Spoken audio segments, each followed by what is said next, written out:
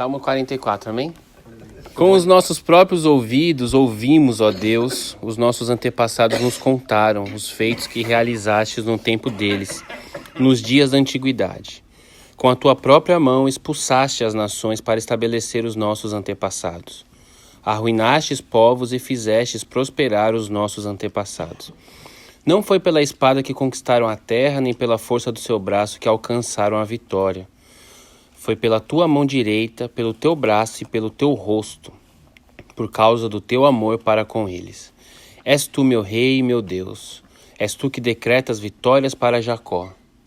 Contigo pomos em fuga os nossos adversários. Pelo teu nome pisoteamos os que nos atacam. Não confio em meu arco, minha espada não me concede a vitória, mas tu nos concedes a vitória sobre os nossos adversários e humilhas os que nos odeiam. Em Deus nos gloriamos o tempo todo e louvaremos o teu nome para sempre. Mas agora nos rejeitastes e nos humilhaste. Já não sais com os nossos exércitos. Diante dos nossos adversários fizeste-nos abater em retirada e os que nos odeiam nos saquearam. Tu nos entregastes para sermos devorados como ovelhas, e nos dispersaste entre as nações.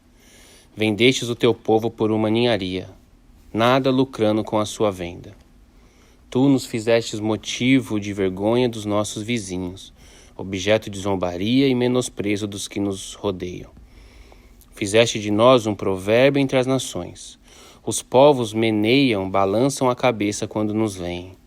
Sofro humilhação o tempo todo e o meu rosto está coberto de vergonha por causa da zombaria dos que me censuram e me provocam, por causa do inimigo que busca vingança. Tudo isso aconteceu conosco sem que nós tivéssemos esquecido de ti, nem tivéssemos traído a tua aliança. Nosso coração não voltou atrás, nem os nossos pés se desviaram da tua vereda. Todavia, tu nos esmagaste e fizeste de nós um covil de chacais, e de densas trevas nos cobriste. Se tivéssemos esquecido o nome do nosso Deus e tivéssemos estendido as nossas mãos a um Deus estranho, Deus não teria descoberto? Pois ele conhece os segredos do coração. Contudo, por amor de ti, enfrentamos a morte todos os dias. Somos considerados como ovelhas destinadas ao matadouro. Desperta, Senhor, porque dormes. Levanta-te, não nos rejeites para sempre. Por que escondes o teu rosto e esqueces o nosso sofrimento e a nossa aflição? Fomos humilhados até o pó. Nossos corpos se apegam ao chão. Levanta-te, socorre-nos. Resgata-nos por causa da tua fidelidade. Amém. Vamos orar ao Senhor. Papai, a tua palavra foi lida. Eu peço que o Senhor fale conosco, Pai, que o Senhor nos dirija, que seja o Senhor falando, que o teu Santo Espírito nos ensine um pouco mais sobre o Senhor e a tua natureza, Pai. Seja exaltado e engrandecido em nosso meio e se sinta à vontade, Pai. Tudo aqui é para o Senhor. Em nome de Jesus. Irmãos, como devemos louvar é o título da mensagem. Como devemos louvar. Por que como devemos louvar? Salmo é louvor. Salmo é poesia. Ou cantada ou falada, proferida. Então, um salmo, um capítulo, um texto de salmo é sempre um louvor a Deus. E esse salmo nos ensina algumas coisas. E é sobre isso que eu queria compartilhar com vocês. Primeiro, antes de entrar no salmo, a introdução diz: para o mestre de música dos coraitas, um poema. Só que na Bíblia hebraica é um versículo. Sempre essas introduções dos salmos, só dos salmos que nós temos na nossa Bíblia, na Bíblia judaica é um versículo, por isso a Bíblia judaica tem um versículo a mais por salmo do que o nosso. Por que isso é importante? Porque está dizendo que é um salmo de um coraíta, de um filho de Coré. Quem foi Coré? Vocês lembram? A gente passou pelo circuito bíblico. Quem lembra quem foi Coré ou Corá, dependendo da tradução que você está lendo? Moisés, certa vez, libertou o povo do Egito, aí se levantou um levita contra ele. Ele falou assim: por que só você que é o cara? Por que só você que é o líder? Aí Moisés falou, porque Deus quis assim. Ele falou, não, Deus fala conosco também. E aí você lembra que eles conseguiram corromper até a Miriam e o Arão. Ficou todo mundo contra Moisés. E Moisés foi conversar com eles. Quando Moisés foi conversar com eles, a presença de Deus se manifestou, a terra abriu e engoliu os rebeldes. O líder dos rebeldes, Corá. Ou Coré, ou Corá. E esse salmo é de um filho dele. Isso significa que o filho não foi engolido. Se o filho não foi engolido, significa que o filho não ficou do lado do pai. Então, uma coisa importante da gente aprender logo de cara é que se o seu líder, se o seu pai, se o seu marido está fazendo alguma coisa que é contra a vontade de Deus, você tem que ficar do lado de Deus e não do lado de quem está contra a vontade de Deus. Então, a misericórdia de Deus fez com que o próprio poema dos filhos de Coré, ou de Corá, estivessem aqui registrados para a gente ter na nossa mente o entendimento de que Deus é misericordioso. E pessoas tão rebeldes como foram o pai dele e os aliados dele, que foram julgadas por Deus, o problema deles ficou lá e os filhos que escolheram o lado certo não sofreram com o problema dos pais. Tá. Dito isso, esse salmo, eu estava lendo ele algumas vezes e eu percebi que é muito parecido com a oração que nós fazemos hoje em dia. Pelo menos eu. Porque ele oscila, o salmo oscila entre algumas coisas. E é isso que eu queria assim, focar nisso com vocês. Do 1 ao 8, do versículo 1 ao 8, ele fala assim, ó, com os nossos próprios ouvidos ouvimos, ó Deus, os nossos antepassados nos contaram. Então ele vai falar sobre os feitos de Deus, ele vai exaltar o nome de Deus. Até no 4 ele fala, és tu meu rei e meu Deus. És tu que decretas as vitórias para Jacó, Israel. Contigo nós pomos em fuga os nossos adversários e pelo teu nome pisoteamos os que nos atacam. Eu não confio na minha própria arma, minha espada não me concede a vitória. Bom, e por aí vai até o 8. Até, aqui na NVI até ele escreve pausa. Tem uma pausa dramática ali. Então ele começa exaltando a Deus e falando assim, tudo que nós temos foi porque o Senhor deu. Não foi por causa da minha espada, não foi por causa do meu arco. Tudo que nós temos hoje foi o Senhor que nos deu, o Senhor que nos trouxe para essa terra. Os nossos pais nos contaram, ele fala isso. A importância da gente compartilhar a palavra de Deus com os filhos. Inclusive isso é uma regra para o povo de Israel, que eles deveriam ler a Bíblia inteira uma vez por ano. A Bíblia deles é o Antigo Testamento. Então eles fazem isso, né? E com 12 anos o judeuzinho faz o bar mitzvah, com 12 para 13 anos, e ele tem que recitar a Bíblia para o rabino, senão ele é reprovado e volta, faz de novo. A importância. E Deus falou assim, lembra, tem um texto bíblico que fala para que vocês meditem nesse livro, todo esse livro durante o ano. Então os judeus pegaram o Antigo Testamento inteiro, que é a Bíblia deles, o Taná, separaram pela quantidade de semanas, e aí todo sábado na sinagoga de todo mundo, o mundo todo, leem-se a mesma porção da Torá, que é a porção da semana, Parashá da semana. Olha que bonito isso. Todo sábado, desde que o rabinato começou antes de Jesus, todo sábado eles leem o mesmo trecho da Torá em todo o mundo. Então se você pegar a próxima leitura da Torá e você voltar no tempo e for calculando, você vai ver cada sábado o que eles leram em cada momento. Aí quando Jesus entrou na sinagoga de Nazaré, ele estava sentado. Aí o pessoal chamou ele para ler o livro. Quando ele leu o livro, era o livro do profeta Isaías. O que estava escrito? O Espírito do Senhor está sobre mim, que me ungiu para pregar da liberdade aos cativos e tal. E aí ele para de ler no meio e ele fala assim, hoje se cumpriu essa palavra. Por isso que os judeus queriam matá-lo. Porque ele entrou na sinagoga no dia que o texto falava sobre ele para provar que não foi ele é o Senhor do tempo. Enfim, isso foi só um adendo. Então todo ano os judeus têm que ler a palavra de Deus. Coré estava citando isso. Ele falando, Deus, obrigado pela tua força, obrigado pelo Senhor ter nos trago até aqui. Tudo que nós temos depende do Senhor. Aí ele fala, o Senhor é o meu rei. Aí somos nós na nossa oração, exaltando a Deus. Mas do 9 para frente, ele começa, mas agora que nos rejeitastes e nos humilhastes, já não sais com os nossos exércitos. Ele começa a culpar Deus de uma situação. Diante dos nossos adversários, fizeste-nos bater em retirada. E os que nos odeiam, nos saquearam. Então, da mesma forma que ele atribui a vitória a Deus, ele começa a atribuir as derrotas a Deus também. Tu nos entregaste para sermos devorados como ovelhas. Eu estou lendo o 11. E nos dispersastes entre as nações. Vendeste o teu povo, aí ele continua, ele vai reclamando de Deus. Fizeste de nós um provérbio entre as nações. Eles estão zombando de nós, eles estão até fazendo piadinha de nós. Os povos balançam a cabeça quando nos veem, tipo, fazem sinal de negativo quando veem o povo de Israel. Aí ele fala, eu sofro humilhação todo o tempo, e o meu rosto está coberto de vergonha por causa da zombaria dos que me censuram e me provocam. Tudo isso aconteceu conosco sem que nós tivéssemos esquecido de ti. Opa! Aí você fala assim, calma, Coré.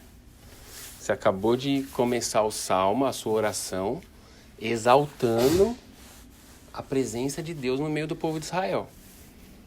E aí ele exalta a presença de Deus, Salmo 44. Ele exalta a presença de Deus, ele diz que Deus é com ele, que Deus é o rei dele, ele demonstra conhecimento da história. Aí ele começa a se queixar. Ele começa a reclamar, falando assim, mas o Senhor, esse Deus que eu estou exaltando, o Senhor sumiu do nosso meio.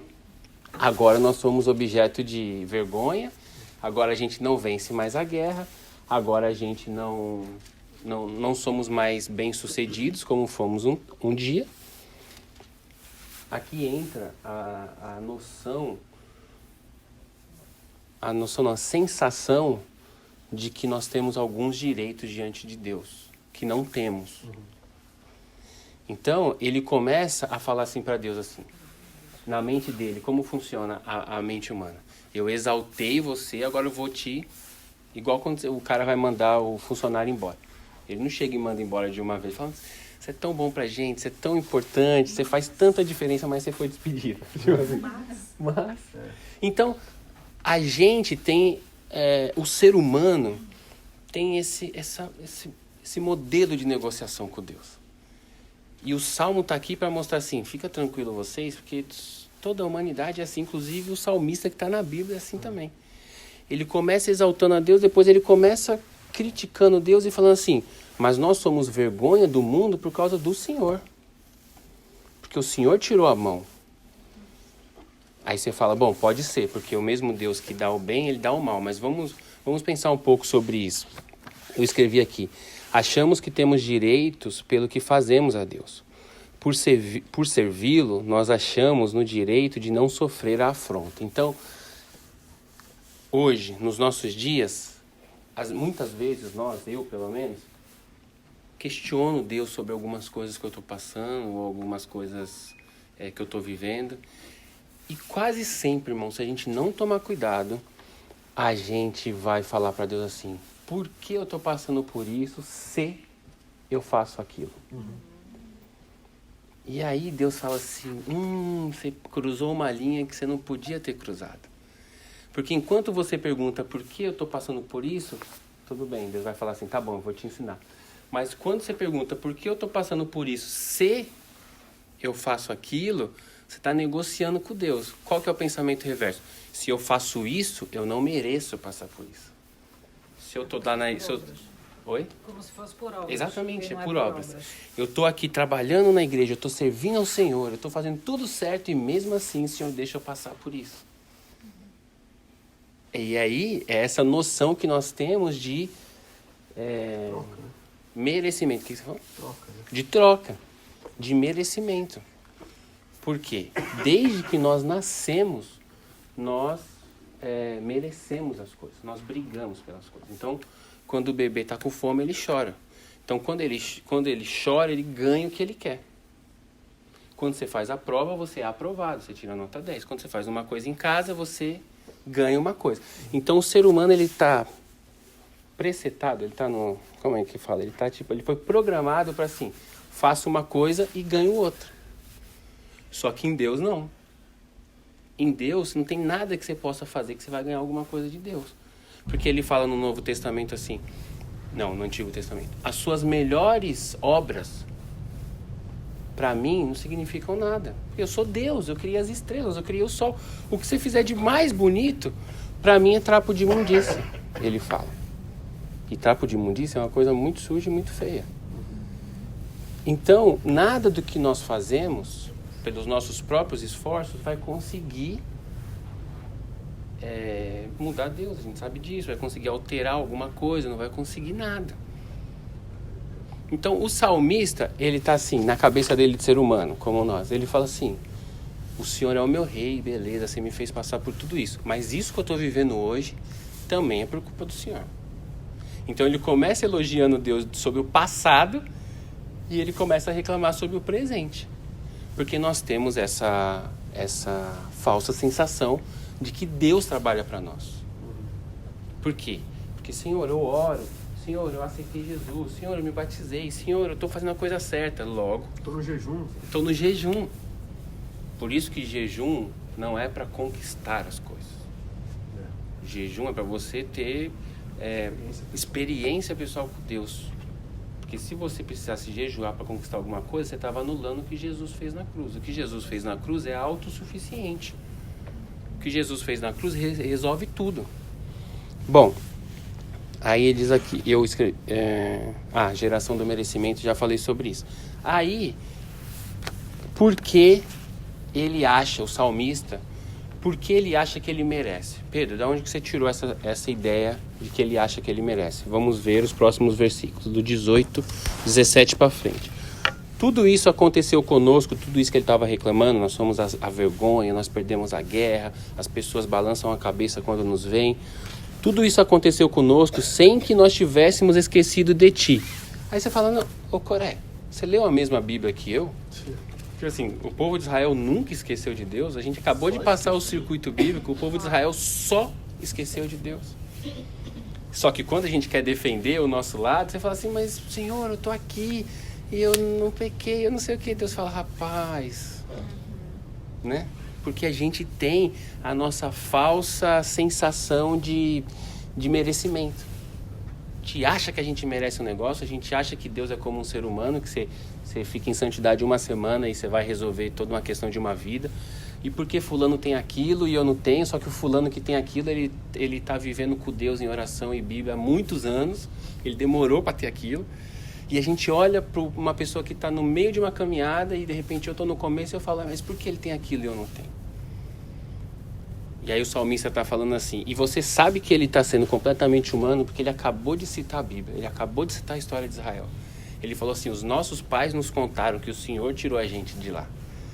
E aí ele fala assim, como tudo isso aconteceu se a gente nunca esqueceu de você, do Senhor? Nem tivéssemos traído a tua aliança. Traíram a aliança várias vezes. Várias vezes construíram o bezerro, adoraram errado, trouxeram o animal errado para ser sacrificado, fizeram um monte de coisa errada. Nosso coração não voltou atrás, nem os nossos pés se desviaram da tua vereda. Não é verdade também? Todavia, tu nos esmagastes, verdade? Deus esmagou mesmo. E fizeste de nós um covil de chacais. Sei lá, uma ninhada de animal lobo que come outros animais, carnívoros. E densas trevas nos cobriste. Se tivéssemos esquecido o nome do nosso Deus, agora ele vai jogar a culpa em Deus. Olha como a humanidade.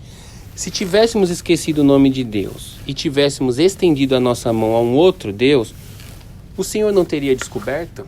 Ou seja, assim, Deus, o Senhor sabe tudo. Se eu tivesse feito uma coisa errada, o Senhor ia saber. Está transferindo a culpa para Deus. Aí você fala, uau, está na Bíblia, está na Bíblia. Deus faz questão de deixar um monte de testemunhos não tão positivos aos olhos humanos. No fundo é sempre positivo porque a gente aprende, mas não tão positivo aos olhos humanos como história de traição de Davi, outro que mata o outro que não era para matar, outro que corta a orelha do outro, porque vai falar assim, eles são tão humanos quanto vocês. Todos os homens bíblicos são humanos. Os salmos todos, assim, se você for ler, assim, você começa a ver, são expressões totalmente humanas, mano. Até as metáforas, né? Até a forma deles renderem glória a Deus é a forma que ele estava vivendo naquele momento. Exato. E naquele momento ele viu Deus daquela forma. Mas o mesmo cara que adora é o mesmo que fala, por que te perturbas minha alma? O que está acontecendo? O cara tá... Então, assim, são os conflitos da humanidade na Bíblia, assim. Exatamente por isso, Davi é o homem segundo o coração de Deus. Como Davi é o homem segundo o coração de Deus, ele fez tudo aquilo que ele fez. Ele pegou a mulher de um cara que ele não podia. Ele pegou uma mulher que ele não podia, que ela era casada. Depois que ele descobriu que ela estava grávida, ele armou para que o filho fosse do marido dela. O marido dela, leal ao exército, não dormiu com ela. Ele caiu, o plano dele não deu certo. Aí teve todo aquele processo, mandou matar o cara. Mandou o cara para a guerra, na verdade, depois ele foi morto. Para estar na frente. Exatamente. Foi morto.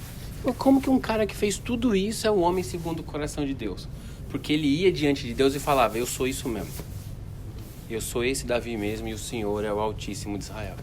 Por favor, não aparte de mim o teu espírito. Então ele não ia diante de Deus assim, escondido. Ele ia sincero, né? Ele ia sincero.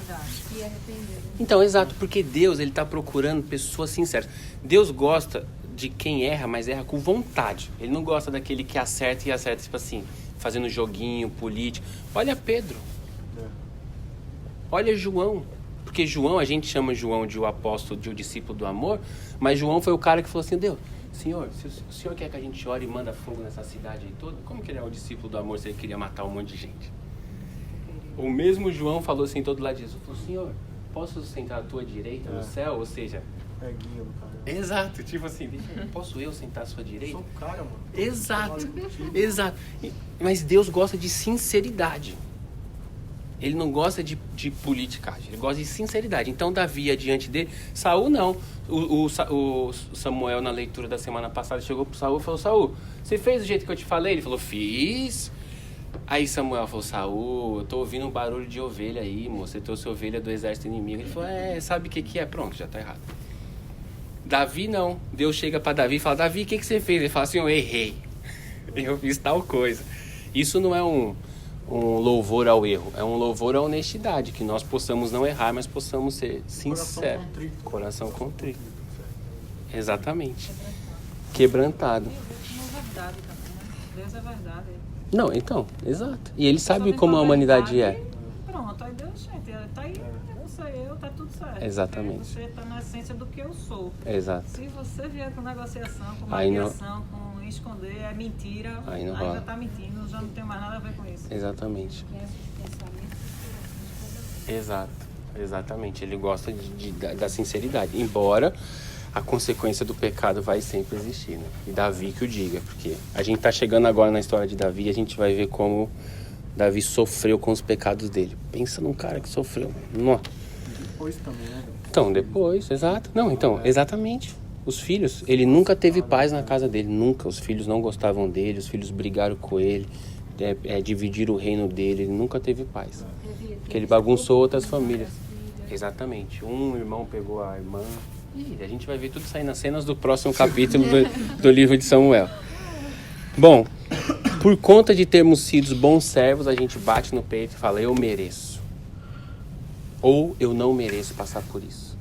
Senhor, você não está vendo? Nossa, quantas vezes... Deus tenha misericórdia de mim. Quantas vezes eu fiz essa oração? Ô pai, tô lá trabalhando pro Senhor, fazendo, e você não tá vendo fulano. Não dá pra tacar fogo em fulano, não. Deus fala, dá uma Silvaninha, não deixa se levar por isso aqui não, que a humanidade aqui a humanidade aqui... Bom, nós não merecemos, não tem jeito. Mesmo fazendo tudo certo, a gente não merece, porque aquilo que eu falei, as nossas melhores obras para Deus... Bom, na verdade, o que merecemos é a morte. Por infinita graça de Deus, Ele nos perdoou em Jesus. Essa é a graça, né? Essa é a graça. Exatamente, essa é a graça. A gente não merecia nada e Ele nos presenteou com a vida. Tá, aí eu coloquei assim, é verdade o que o filho de Corá diz nesses versos? Não é verdade. Esses versos que a gente leu do Senhor, nós nunca te esquecemos, Senhor, nós nunca te traímos, não é verdade. Não somos infiéis. Né? E foram várias vezes, né? Tá, quantas vezes oramos baseados em verdades? Muitas vezes. Semana passada a gente viu que Saul queria oferecer um sacrifício a Deus de coisa do jeito que Deus falou para não fazer. Então não adianta. Não adianta você fazer do seu jeito. Não adianta trabalhar do seu jeito, não adianta pregar do seu jeito, não adianta louvar do seu jeito, não adianta do seu jeito. Não. Mas eu não estou fazendo para Deus. Se você está fazendo do seu jeito, você não está fazendo para Deus, está fazendo para você. E Deus, ele deixou um jeito, ele pediu para que fosse feito de um jeito. Então, Saul quis oferecer sacrifício do jeito dele, e Deus recusou em Samuel. Não, do seu jeito não. Aí a gente falou, eu falei aquela frase que não é minha, eu vi em algum lugar, li em algum lugar, e eu acho muito impactante essa frase, que é: você pode estar sinceramente errado. Essa frase é legal. Você pode estar sinceramente mentindo. Porque você está... Nossa, mas eu estou indo lá louvar a Deus e tal, e Deus está falando não. Porque você está fazendo um monte de coisa para você, para o seu coração. Porque muitas vezes a gente mente para nós mesmos. A gente usa Deus, principalmente em igreja. Porque pega uma pessoa que cresceu, vamos supor, uma pessoa que não tem tanta cultura, que cresceu no bairro mais pobre e tal, ele não tem ascensão em nenhum lugar que ele vai da vida, não tem na escola, ele nunca consegue ser a pessoa. Aí na igreja, tem lá 30, 40 membros, ele encontra um jeito dele ser a pessoa. Só que Deus está sondando os corações, mano. Deus está sondando os corações, ele pode estar lá trabalhando todos os dias, das 7 às 10 da noite, atendendo as pessoas e tal, e Deus falando assim: você está fazendo tudo isso para você, para sua autopromoção. Então a gente pode estar trabalhando para Deus muitas vezes, usando Deus para nossa autopromoção. E aí a gente tem que sondar os nossos corações, ir diante de Deus e falar: Pai, o que eu faço para te agradar? O que eu tenho que fazer? Me ensina, dá-me sabedoria. Me ensina a ler a Bíblia, me ensina a lidar com os irmãos, me ensina a ouvir o feedback do irmão. Às vezes é o Senhor falando na outra pessoa. Tá, então muitas vezes nós oramos baseados em verdades. A gente vai diante de Deus, faz toda uma argumentação para Deus, e essa argumentação está toda errada. E Deus fica na dele. Porque imagina, se não existisse Jesus, nós seríamos fulminados naquela hora ali, porque você está oferecendo um sacrifício imperfeito pro Deus perfeito. Por isso a graça em Jesus. Porque aí... No Novo Testamento, no Velho, ele foi fulminado. Então, exatamente. Por isso a graça em Jesus. Porque em Jesus, a Bíblia diz que Jesus é o nosso advogado. Ele fica ali do lado do Pai. Pai, dá uma segurada, Pai. Não é isso que ele está querendo dizer. Não é isso que ele está querendo dizer. Porque imagina, pensa na sua oração, eu penso na minha. Quantas vezes a gente não falou abobrinha para Deus, né? E engraçado nessa questão de ser fulminado, velho. Na verdade é a todo momento, né? Porque Paulo fala que a gente é esse sacrifício santo, vivo, agradável. Então, na verdade, a gente está em constante adoração, assim. Isso. A gente está em constante adoração. Então a gente está toda hora, seja no banheiro, na casa, no trabalho, toda hora a fumaça tá subindo como cheiro suave. Ou então, exato. Exatamente. Mas aí é desde tudo. Do oi do trabalho, do beijo da esposa, a tudo. É. Então a gente merecia ser morto porque estamos mesmo assim de vidas vendidas. É Exato. muito doido isso, mano. Por isso lá na classe, o senhor não está fazendo a classe, porque o senhor está dando aula de coro. O senhor está trabalhando. Por isso lá na classe eu falo que a verdadeira adoração é quando a gente consegue atingir a mesma natureza que Deus. Você e Deus é um só. Mas eu sou um com Deus em Jesus. Sim, mas a sua natureza ainda não é um. Por isso você está em processo de transformação. Quando nós conseguimos entender o que Deus quer, entender com a mente o que Deus quer, viver, sentir no coração, aceitar no coração o que Deus quer e viver com o corpo todo o que Deus quer, aí nós estamos na mesma sintonia que Ele. Aí nós estamos adorando. Porque até chegar a esse momento, ainda o cheiro não está suave. Porque ainda está tipo... Esse momento pode acontecer em um dia. E aí a pessoa é transformada. Depende de cada um.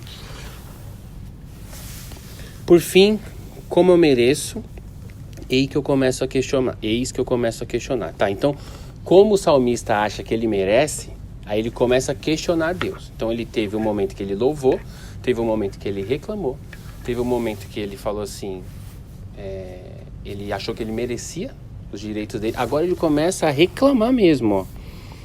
No 23, desperta, Senhor, por que dormes? O cara chegou diante de Deus e falou, por que você está dormindo? Então, versículo 23. Então, exato. Aí, quem é o rei? Exato. A Bíblia que ele lê diz que Deus não dormita. Só que quando a gente está bravo, magoado, a gente... É a sensação dele, do silêncio, do Exato. abandono, né? Exatamente. Só que a gente não pode viver por sensações. Por isso a gente tem a Bíblia, a doutrina. Porque você fala assim, Pedro, quando eu falo assim, não é possível, eu estou no meio dessa situação, dessa angústia, Deus me abandonou. Eu tenho que olhar para a Bíblia e falar assim, a Bíblia diz que Deus, mesmo que eu seja infiel, Deus permanece fiel. Então eu não posso, guarde isso, que isso é importante. Você não pode qualificar Deus pelas suas experiências humanas. Nunca. Se você orou por uma pessoa, deu 3 pulinhos e Deus curou, não significa que a próxima que você orar e der 3 pulinhos, ele vai curar. Isso foi a sua experiência. Se você orou por uma pessoa e Deus não curou, não significa que ele não vai curar a próxima. Isso foi a sua experiência. Agora, qual é o certo? A Bíblia. Então você tem que ficar com o que a Bíblia diz. Então cada um tem uma experiência. Deus age diferente com seres humanos diferentes. Os crentes da Coreia do Sul, eles estão orando há 57 anos, 24 horas sem parar. São turnos de hora. Então entra um irmão, ora uma hora, entra o outro, e não para a oração faz 50 e poucos anos. 24 horas por dia. Isso funciona lá. Em outro lugar funciona de outro jeito. Então Deus é o mesmo, mas ele se manifesta diferente para pessoas diferentes, dentro da doutrina bíblica. Então eu não posso pegar a minha experiência humana e ensinar a minha experiência humana. Porque eu crio a minha religião. E isso foi o que alguns líderes de sucesso no Brasil fizeram. Ele pegou a experiência dele, que era sincera, e ele achou que a experiência dele era uma doutrina. Aí ele começou a ensinar a experiência dele. E aí é diferente. Aí o salmista que começa a reclamar de Deus, ele fala, levanta-te, não nos rejeites para sempre. Por que esconde o teu rosto e esquece o nosso sofrimento e a nossa aflição? E Deus nunca esqueceu Israel, né? Fomos humilhados até o pó e os nossos corpos se apegam ao chão. Levanta-te, socorre-nos. Bom, essa foi a oração do salmista, ou a música, ou o louvor, não importa. Ele estava falando para Deus isso. Agora, por que ele tinha essa sensação? Porque ele vivia na lei. Ele achava que ele tinha que fazer as coisas para merecer. Aliás, o contrário, ele achava que ele já merecia porque ele tinha feito as coisas. Eu sou o povo de Israel, eu mereço isso. Aí na graça é diferente. Porque o apóstolo Paulo vai pegar esse mesmo salmo, o mesmo, quer ver? Nesse versículo...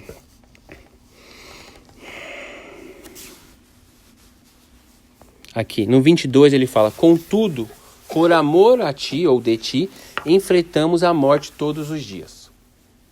Guarda esse versículo. Agora pula para Romanos, capítulo 8.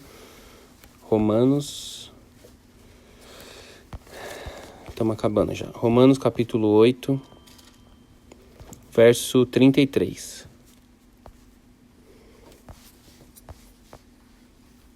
Amém? Quem fará alguma acusação contra os escolhidos de Deus? É Deus quem justifica. Quem condenará os escolhidos? Foi Cristo Jesus que morreu. E mais, ressuscitou e está à direita de Deus e também intercede por nós. Quem nos separará do amor de Cristo? Será a tribulação, a angústia, a perseguição, a fome, a nudez, ou o perigo, a espada? Como está escrito, por amor de ti, enfrentamos a morte todos os dias. Somos considerados como ovelhas destinadas ao matadouro, mas em todas estas coisas somos mais do que vencedores por meio daquele que nos amou. Amém?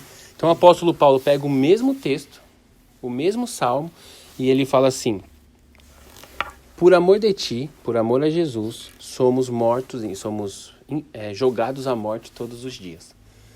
Só que antes, a beleza está que ele fala assim, quem nos separará? Ou seja, tudo bem eu ser jogado à morte, porque essa morte não vai me separar de Jesus. Então ele fala assim, sim, nós teremos problemas. Sim, nós seremos jogados à morte.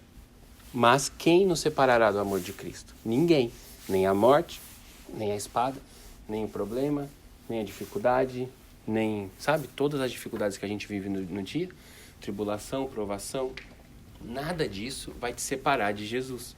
Enquanto o salmista estava questionando, cadê o Senhor? O apóstolo Paulo fala assim, eu tenho tanta convicção que o Senhor está comigo em Jesus que nada vai me separar dessa convicção. Mesmo que tudo aquilo que está no Salmo aconteça, a gente vire vergonha para as nações, as pessoas balancem a cabeça quando vê um crente na rua, mesmo que tudo isso aconteça, nada me separará do amor de Cristo. Então, na lei, ele fala assim, cadê o Senhor? O Senhor não está vendo? O Senhor está dormindo? Onde o Senhor está? E na graça, o apóstolo Paulo fala assim, tudo bem que eu não estou vendo o Senhor, tudo bem que o Senhor está dormindo, porque eu estou no meio do problema, eu estou no meio da prova, eu estou no meio da tribulação, mas nada vai me separar do teu amor por mim. Não é do meu amor por ti. A convicção é tão grande que nós temos em Jesus, de que Jesus está conosco todos os dias até a consumação dos séculos, de que Jesus falou assim, por mais que você seja infiel, eu permanecerei fiel. Essa certeza nos dá uma convicção, essa certeza nos mostra que mesmo que você estiver vivendo os piores dias da sua vida, a mais alta prova, a mais alta tribulação, você tem um rochedo. Você tem onde se segurar. Você tem alguém para orar. A quem orar, né? Você tem alguém a quem orar. E você tem uma família formada em Jesus para procurar, que são os irmãos. Por isso que Jesus inventou esse negócio chamado igreja. Porque aí os irmãos, um suporta o outro, um apoia o outro. Então nós temos que escolher em qual parte da Bíblia nós vamos viver. Se a gente vai viver no Antigo Testamento, na lei ou na graça. Claro que não dá para escolher isso é só uma ilustração no sentido de... Na graça é bem melhor. Exatamente. É só uma ilustração. Perfeito nós nunca seremos, só quando estivermos Na glória, exatamente. Porque isso é só uma ilustração, porque é óbvio que todos nós vivemos na graça, mas é no sentido de como você vai encarar a sua vida. Você vai encarar a sua vida achando que você está trocando com Deus, que você está merecendo alguma coisa, ou você vai encarar a sua vida achando que, Pai, glória a Jesus pelo sacrifício dele, obrigado pelo Senhor ter entregue o que você tinha de mais precioso e o que eu posso fazer pelo Senhor. Não é eu em primeiro lugar, é ele em primeiro lugar. Não é o meu desejo, o meu gosto, é o desejo dele e o gosto dele. Não é a minha vontade, é a vontade dele. Mas Pedro, eu não posso viver a minha vontade nunca? Pode. Quanto mais próximo você for ficando de Jesus, mais você vai querendo viver a vontade dele e menos a sua. É do Espírito essa obra, mano. É do Espírito. Fica relax, só chega perto. Então, aí é isso. Só chega perto. A obra é do Espírito, mas você tem que chegar perto. Se você não andar, buscar-me-eis e me achareis. Ele continua lá. Se você andar, você vai encontrar. E a busca tem que ser a prioridade. E a busca tem que ser a prioridade. Amém?